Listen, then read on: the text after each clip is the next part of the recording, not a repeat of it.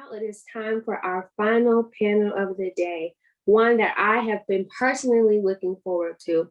This panel will explore the different career paths and will highlight some powerhouses within our industry. It is my pleasure to announce the Women of Color in Retail panel hosted by Eris Scales, the new incoming CEO for Walker's Legacy.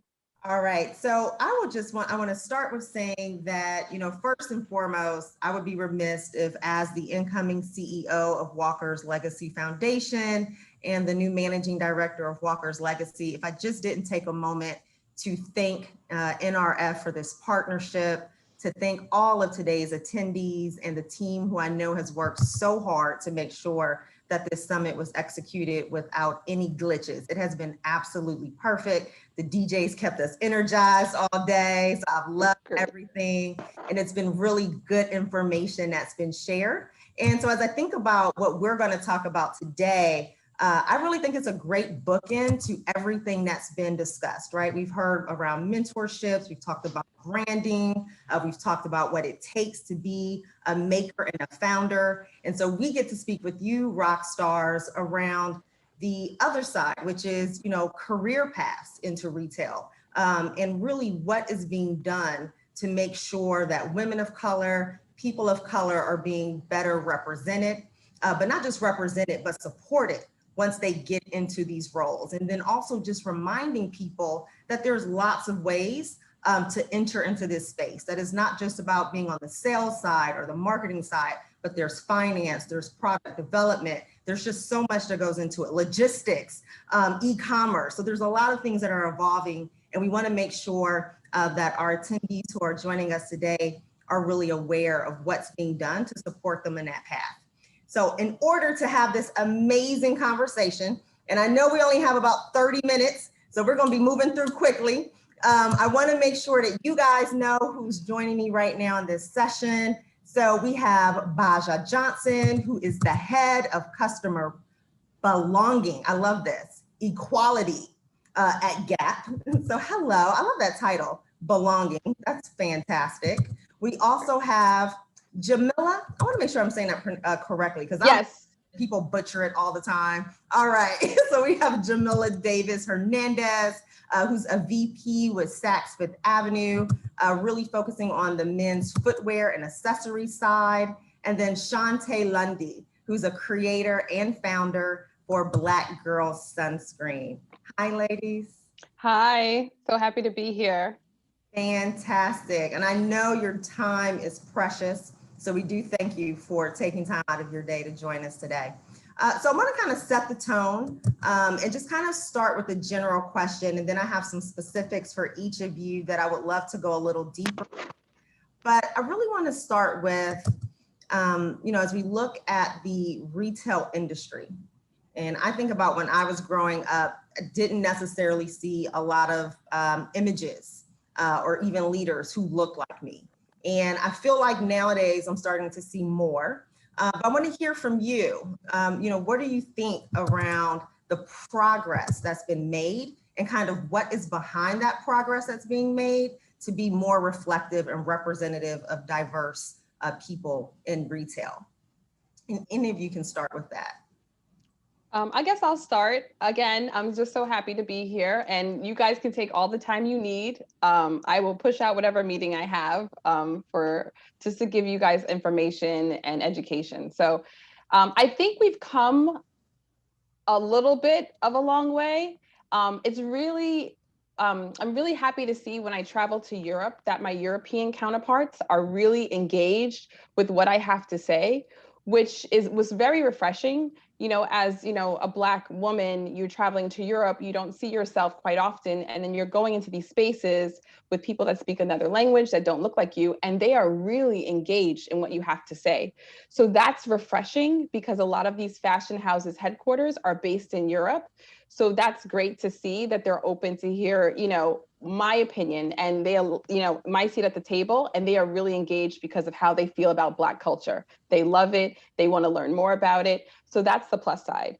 I think in the US, we have a ways to go. We have a lot of work to do, but I really think that there's a lot of movement. It's just happening at the entry level I think we have to really nurture the Black woman from the entry level and go through mid-level management and then all the way up to the C-suite. So I'm optimistic and I'm hopeful, and I know we're going to get there. Anyone else?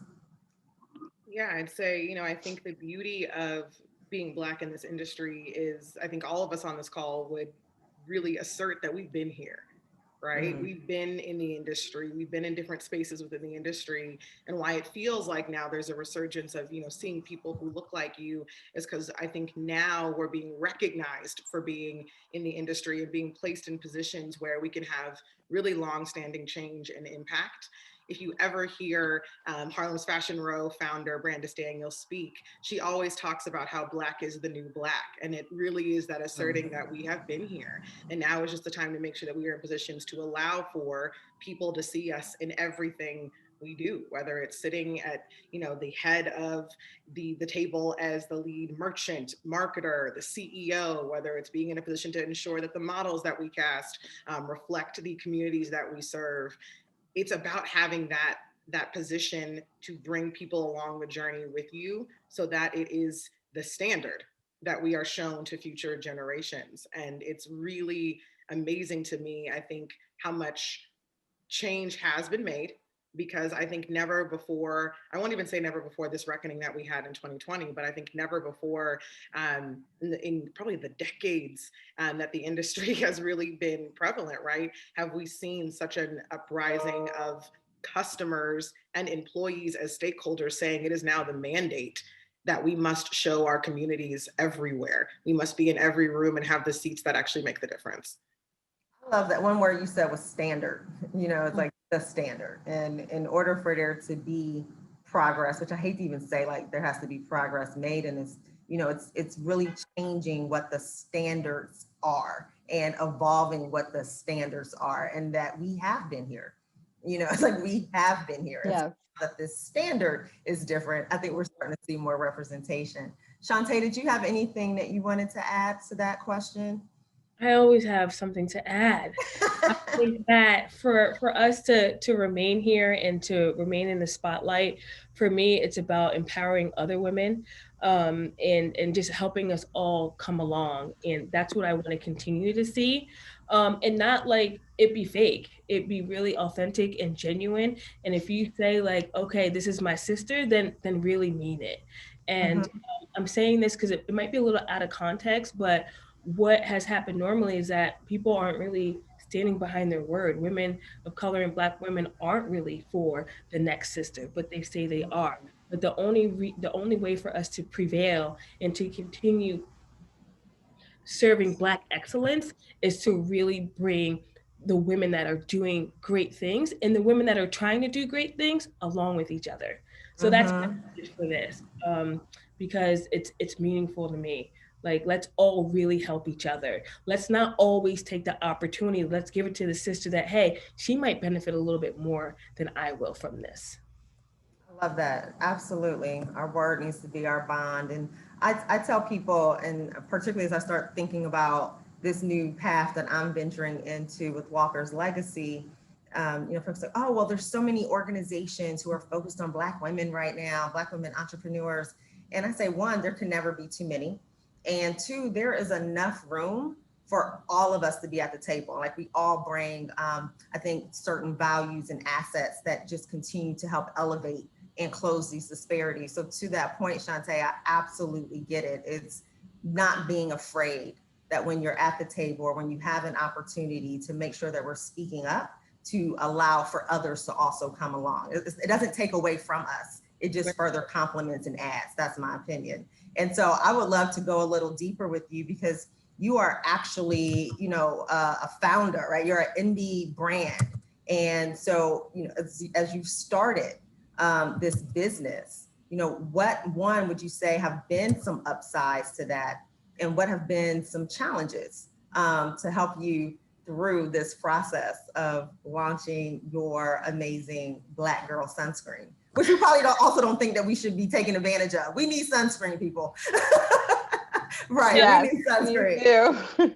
But so really our mission and vision is to start the conversation and continue the conversation around sun safety. Sunscreen is what we push second, right? First, Okay. first and foremost is about women of a melanated skin tone is, hey, why should we be talking about this? Why haven't we been talking about this? What changes can we make? Who do we start with in terms of the education piece? Is it kids? Is it moms? Is it me? Is it the people in retail? Where do we start? So the challenge has been, okay, the myth is black doesn't crack. Like we all know that, right? Like that's a myth.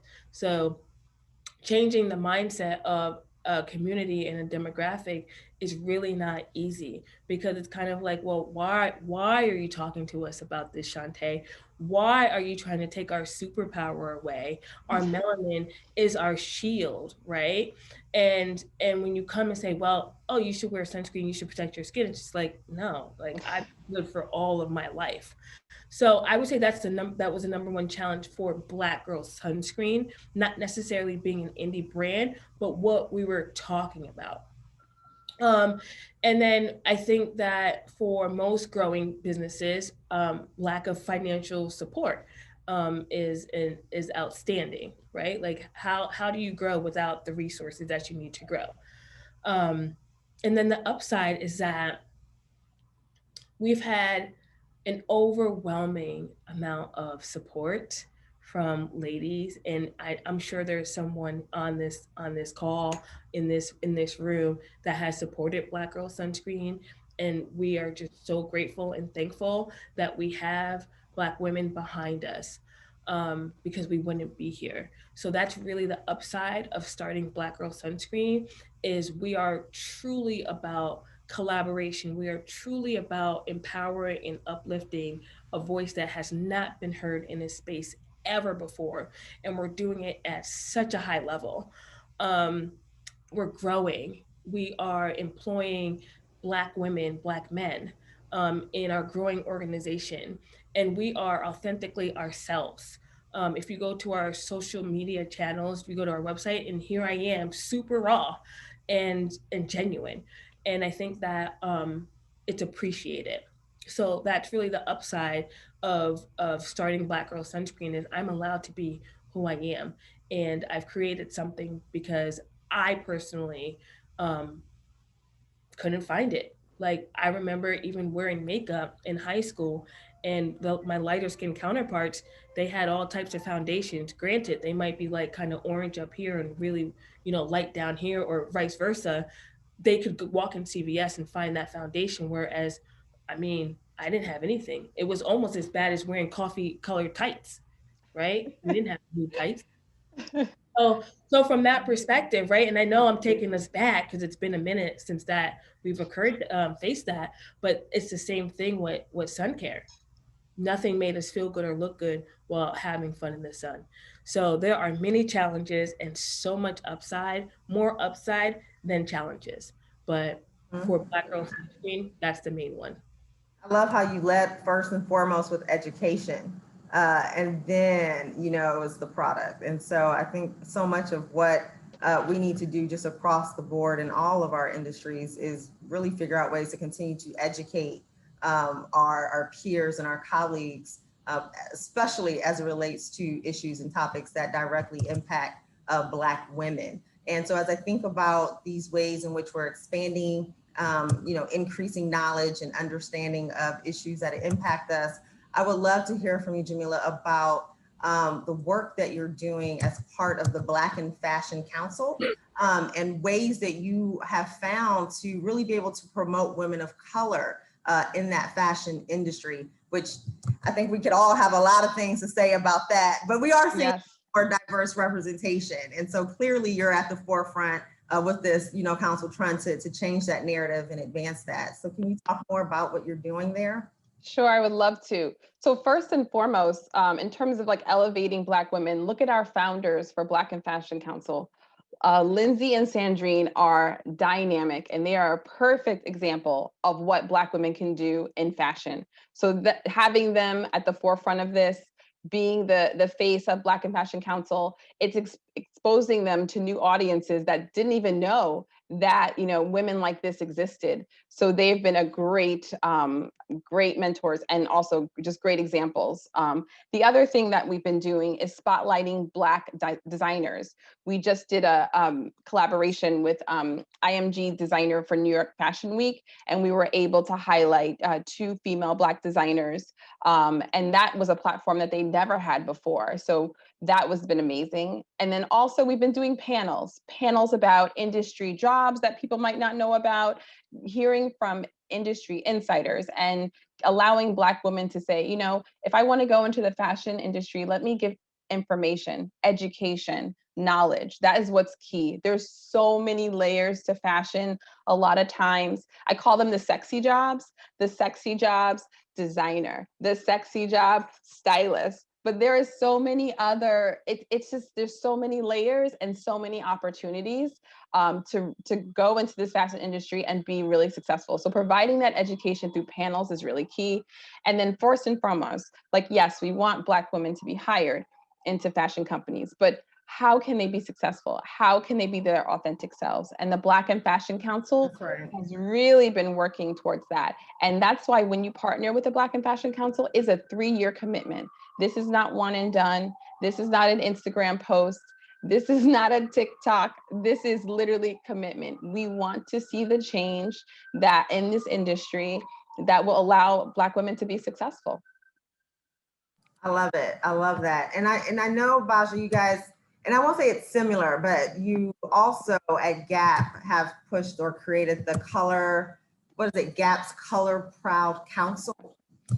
Could you describe even, you know, what was the impetus behind that and how were you able to get such an initiative off the ground? Yeah, for sure. Though I have to admit, I think when we talk about Shante, you talk about, you know, making sure that all of us come along the journey. I could talk for days about Lindsay and Sandrine because what they did with Black in Fashion Council was so monumentous and so inspiring that Gap Inc. also was like, we got to get in here because there's something here that feels super authentic. And when you talk about long-term systemic change, that's what we're all trying to work towards. And it doesn't take just one person or one company or one group. Like getting everybody involved in that is super, super important to us, to me as a Black woman, to our team. And, you know, to answer your question, the Color Proud Council was that for me 4 years ago. It was, and I tell people all the time, a very personal and professional journey with myself and my best friend, my roommate, who also was a Black woman working at Gap Inc. Because across, you know, as merchants, we were merchants, we came through a training program and we're merchants across the brands. We felt like though equality and belonging, we had a safe space with our Black community from an HR standpoint. The minute we got back into the business, we felt like we were 2 little chocolate drops, one a few in our space. And I felt like on the personal side, when you don't feel like you can bring your full authentic self to work as a merchant, that probably means I'm leaving customers on the table. It means I'm leaving conversations on the table. Shante, I'm leaving skin tones on the table because the definition of what nude looks like typically was new to the majority and was not new to me. I love a good pink. I love a good, you know, khaki. And we weren't having the conversations for people of a range of skin tones, range of bodies, and range of perspectives. And so for me, and again, my best friend, Black woman, partner in crime, we just had this moment where we were like, you know, we have to do more. We have to think about what it means to push the conversation forward about what true inclusivity means. And on a very transparent note, you know, we had a tough incident in our Banana Republic stores back in 2017 that called into question what it meant for us to have a zero discrimination policy. And when our brand president at the time, you know, wrote an email denouncing the incident, which he truly believed it was a horrific incident, really, I took the chance to write him an email right back and just say, I love that we're talking about this, but I think we can do more. Like, I think it's not just about, you know, the experience that our sales associates are having, our employees are having. We've got a marketing opportunity. We've got a merchandising, a design opportunity. We got to get this work and these conversations to really impact the bottom line of the business. And so what does that mean? And I think, you know, we talk about the power of advocacy and the power of the collective. I do recognize that I needed an advocate in that space to help us push this work forward. And the Color Proud Council for us was just saying, how do we get diversity to the bottom line of the business through thinking about really twofold what it means to have people show up as their full selves at work. One, it's talent acquisition and retention. So who's in the room? And not just who's in the room, because that conversation always comes up. Well, who is in the room? I'm like, let's take that further. Who's in the room? And then who feels empowered once they're in the room to have a voice? Right? To have a voice and push the envelope and have a conversation, because those two things are very different. That's diversity and inclusion, feeling like you have a minute to really not only contribute here, but that you see longevity in your career and you feel empowered to stay. So talent acquisition and retention is the first part. But then, of course, it's product, right? We're a business, we are a product company. So you got to look at product education, how you train teams to build product end to end, but then also that end to end pipeline itself. And how can we take a look at really breaking apart every single piece of our process, every single piece that impacts the customer, and look for opportunities to infuse inclusion. So, back in 2017, I'll admit, again, I say advocates, I needed an advocate. I hadn't figured out what bringing my full self to work looked like. And this journey for me has been a personal one as much as it has been professional, because the work has expanded across the brands for sure. But I think the beauty of it is that every single person that I got involved with the council, whether you're an executive sponsor or whether you're somebody who works in the brands day to day, everyone has a story and everyone has felt othered in some way, shape, or form. And the fact that we can bring ourselves to the conversation so readily is super, super important to me, and I think has made a difference. And, I would be lying to you if I said that what happened last year in 2020 didn't shine a different light on this work. It's the reason why, having this role now as head of customer belonging, my whole day job is making sure that when we say we're inclusive by design, it means that we are actually thinking about our customer end to end and thinking about what it means to say that we are a best product and best experience company. We're on a journey, we've got work to do, but there's a lot of passion, I think, behind bringing different people to the table to make that come to life. Yeah, I love what you shared with, a couple of things that you shared there. I'm really big around the collective. People who know, I'm always talking about the collective, the collective, and being your authentic self.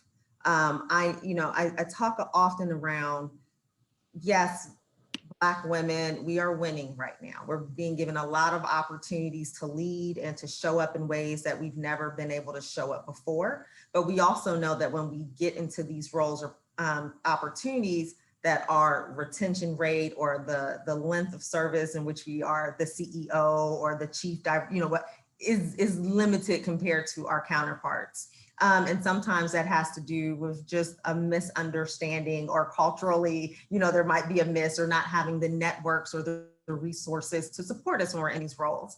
And so I do want to lean in a little more, because I know we have emerging, young entrepreneurs, emerging young professionals in this space, as they think about showing up as their authentic self. And this is for, each of you.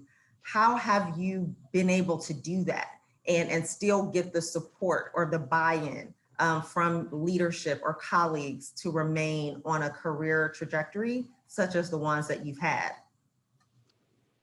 I can speak to that. I started off my retail career working for a very small streetwear company. And then from there, I worked on the store line side at Macy's. And when I tell you that I was a department manager at Macy's, I was in the basement of Macy's. Like, I worked literally in the basement, not the nice side with the food and the pots. I worked in the basement.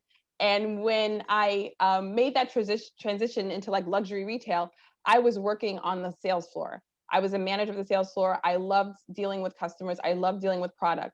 And when I transitioned to the corporate space, I realized that my peers and counterparts were using reports to tell them the entire story of what their client was looking for.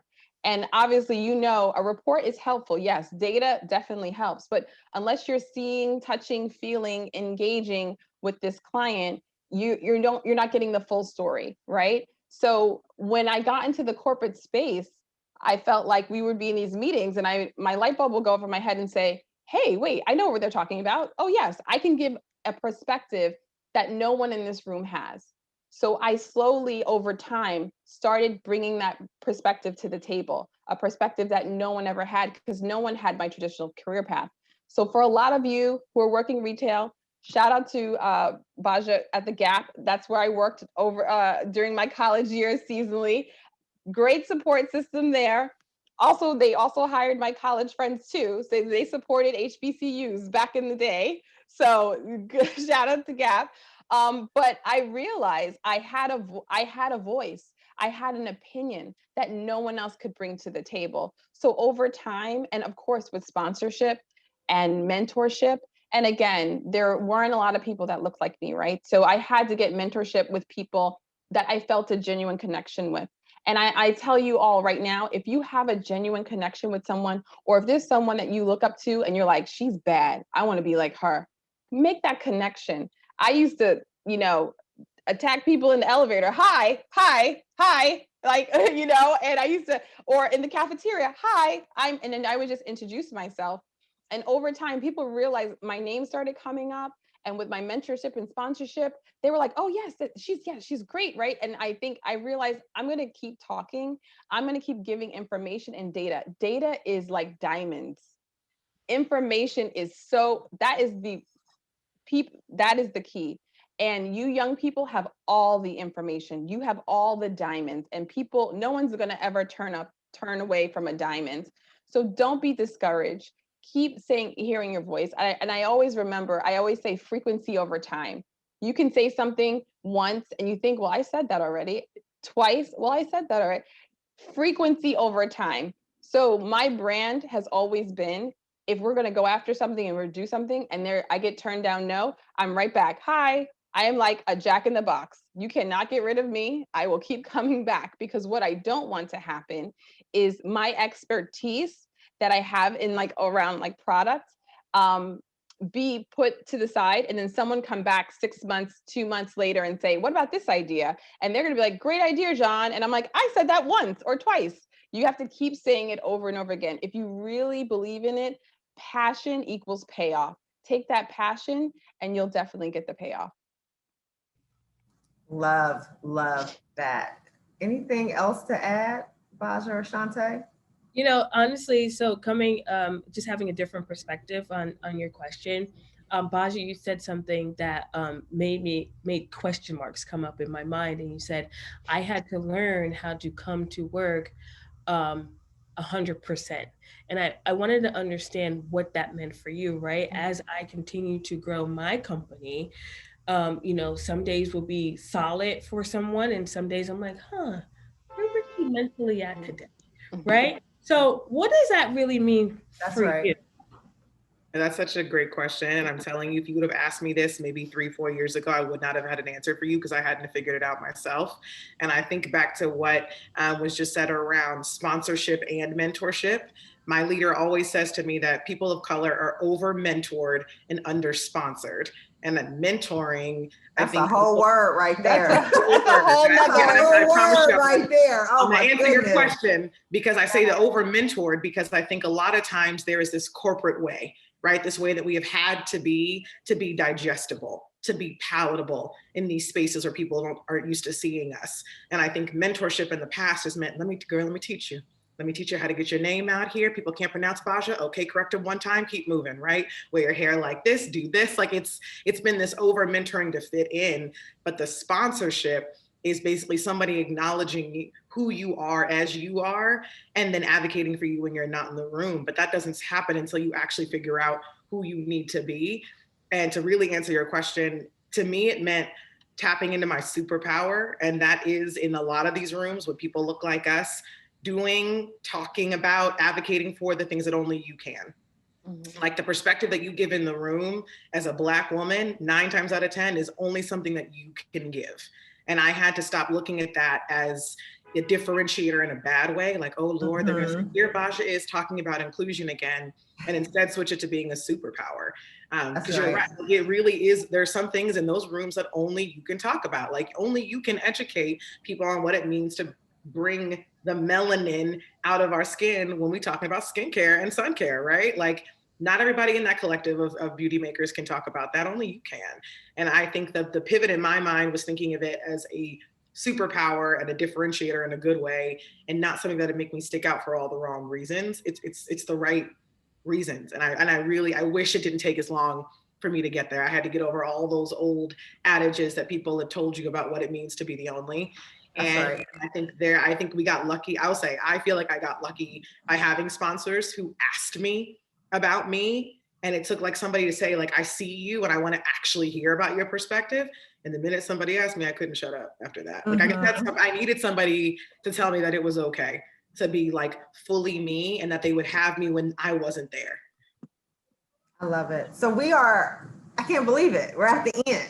Oh but my goodness. I have one more question that I'm going to add. And they're probably like, oh my God, this incoming CEO. Are we catching up after drinks after this? Like, I know, virtual cocktail. No virtual you have college students on here. Let's set the example. Okay, lemonade. I'm sorry, lemonade. Sorry.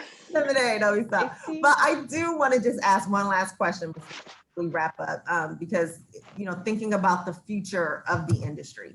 And so this could be a quick response. We talked about the progress that's been made. We're seeing more representation, always can be more. We've talked about supporting, and I love the sponsorship versus mentorship. But as these emerging leaders are coming into the industry, what are some or emerging founders and entrepreneurs are starting to launch their businesses? What are some areas where you see opportunities for additional growth or, existing challenges that maybe they should be thinking about solutions to tackle?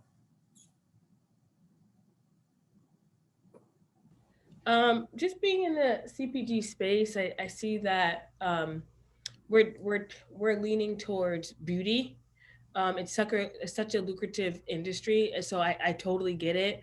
Beauty, hair care, skincare, it's all beauty in some form. Black Girl Sunscreen, we host a Black-owned giveaway annually, and we try to do different segments. But I have to say, it's so difficult to find a Black-owned brand in electronics or a Black-owned brand in home goods or something just other than a face mask or nail polish or even sunscreen, let's just say, right?